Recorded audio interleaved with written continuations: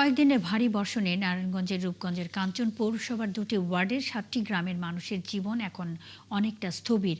পানি সরানোর জন্য সরকারি খালগুলো আবাসন কোম্পানি সহ বিভিন্ন প্রতিষ্ঠান দখল করায় চরম ভোগান্তিতে বাস করছে ৩,০০০-এর বেশি মানুষ। রিয়াজ হোসেনের তথ্য ও ছবিতে প্রতিবেদন। টানা কয়েকদিনের বৃষ্টিতে নারায়ণগঞ্জের রূপগঞ্জ উপজেলার কাঞ্চন পৌরসভার ৭টি গ্রামের প্রায় ৩,০০০ মানুষ জলাবদ্ধতার দুর্ভোগে পড়েছেন। অনেক বাড়িঘরে পানি ঢুকেছে, ব্যাহত হচ্ছে শিক্ষার্থী ও কর্মজীবী মানুষের চলাচল। এলাকার লোকজনের অভিযোগ, আবাসন কোম্পানি সহ বিভিন্ন প্রতিষ্ঠান পানি উন্নয়ন বোর্ডের ৭টি সরকারি খাল ভরাট ও দখল করায় বৃষ্টির পানি নামতে পারছে না। এছাড়া একটি খালের অংশ ভরাট করে সড়ক নির্মাণের অভিযোগও রয়েছে।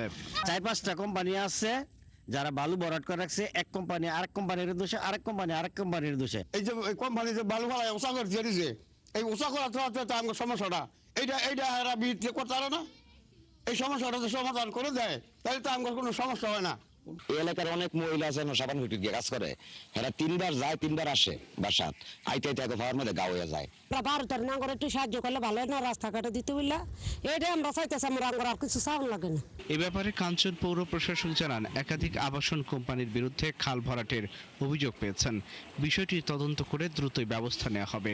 এই কোম্পানিগুলোকে আমরা চিহ্নিত করব এবং তারা তাদের অনুমোদন আছে কিনা বা অনুমোদন থাকলেও তারা ওই অনুমোদনের বাইরে গিয়ে এটাকে এক্সটেনশন করেছে কিনা সেটা আমরা খতিয়ে দেখব এবং আইন ও বিধি অনুযায়ী তাদের বিরুদ্ধে যে ব্যবস্থা গ্রহণ করা প্রয়োজন আমরা সেটা ব্যবস্থা গ্রহণ করব ইনশাআল্লাহ।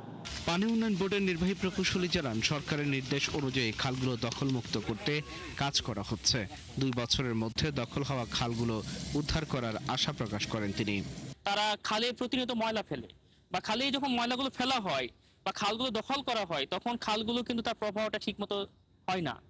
এর ফলে এইসব আমরা দেখা যায় যে আমাদের উজান অংশে আমাদের খালে কিন্তু জলবদ্ধতার একটা কিন্তু সমস্যা আমরা দেখি প্রতি বছর।